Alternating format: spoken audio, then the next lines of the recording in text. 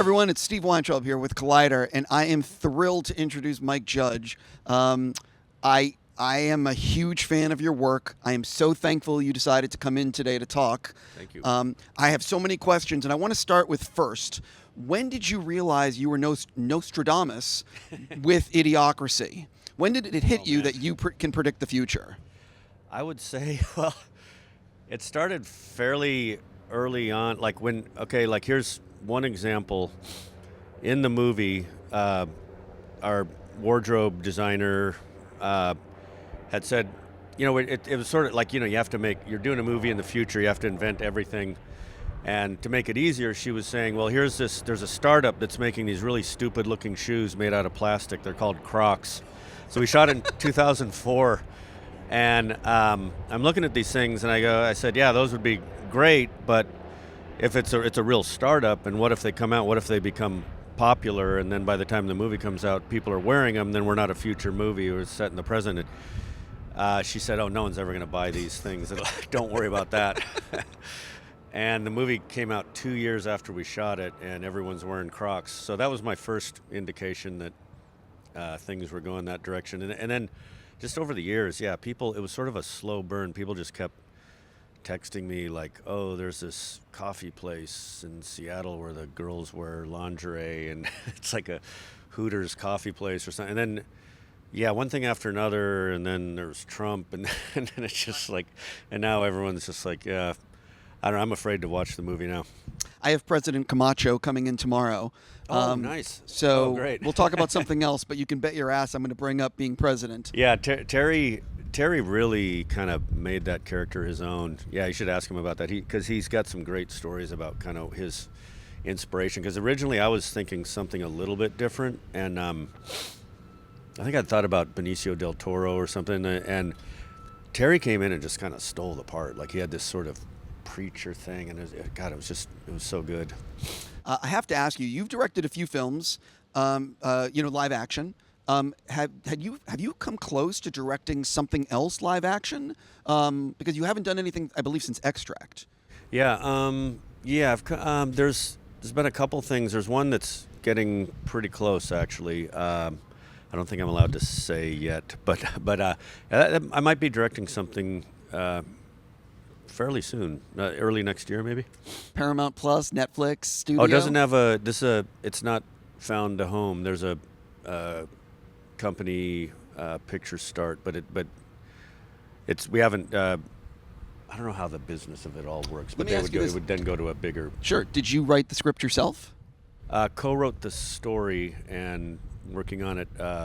I don't know if I'm allowed to say any of this. But right. By the way, I love it when people come in and start saying that. I don't want to get you in trouble, but I will just say that I'll leave it alone, and I'm just going to say I hope you're doing a live action thing soon. But let's move into the reason I actually get to talk to you today, which is the wind. Yeah. The wind being so strong. This is God saying, yeah. So with the older episodes of Beavis and Butt-Head, I don't know how many are available with the music videos and everything like that. Do you wish at all you could go back in time and adjust a contract? Yeah. I mean that's the problem. I mean a lot of the stuff I'm most proud of is the commentary and the music videos. I mean there's some at the beginning where Beavis and Butt-Head are hardly talking at all, because I thought at the start of it, I thought, oh, people watch MTV because they want to watch the videos. They're not going to want these guys talking over the whole thing, which I was wrong about. I mean, the thing is that those contracts were just for MTV, but apparently I'm hearing different things. Apparently they're trying to get it, and they might be able to get it so they'll just play the way they played originally with all the videos in them, which is kind of like what the rhythm of it was and what I liked about it. So I'm hoping to get that. Just for people out there, it's not my. Sure. I wish they were that way. I can't get it. Another thing happened too on the DVDs where they had to cut some lines for like standards and practices are different on DVDs, and they would put director's cut whenever that happened. And I got all this, just a few very angry people saying like, why Mike Judge shouldn't be allowed to touch this shit, and it wasn't me. It was just because of same thing with the videos. But it looks like I'm hopeful that they might be able to actually release them as they were. There's something in the contracts, because this is MTV, it's an MTV company. I think they might be able to do it. So the new Beavis and Butt-Head series is coming out next month. Are you done with everything, or are you still working on it? No, still working on it. We're cutting it fairly close. And that's everybody I know. August 4th, it starts coming out. But I think we got some really good stuff. There's some of the episodes they're going to be middle-aged. We do that kind of quantum split in the movie. So those have been fun to do too. What can you tease people about the storyline of, what do you want to tease people about the episodes? And maybe how it compares to the original show? I mean, I think we've stayed pretty true to who the characters are, but there's a lot of fun stuff. There's they watch YouTube videos and TikTok videos now, which has been a lot of fun to do. Let's see, we have episodes where they're middle-aged. Butthead is just like this big old useless guy. They're on all kinds of government assistance. They're a burden on society, but it's been very fun to do. And the old Beavis and Butt-Head watch music videos too. But yeah, we've got an episode. Got one episode that Butthead's not even in, where Beavis sees there's a fire, and a dumpster fire, and it starts talking to him and giving him commands. Let's see, what else?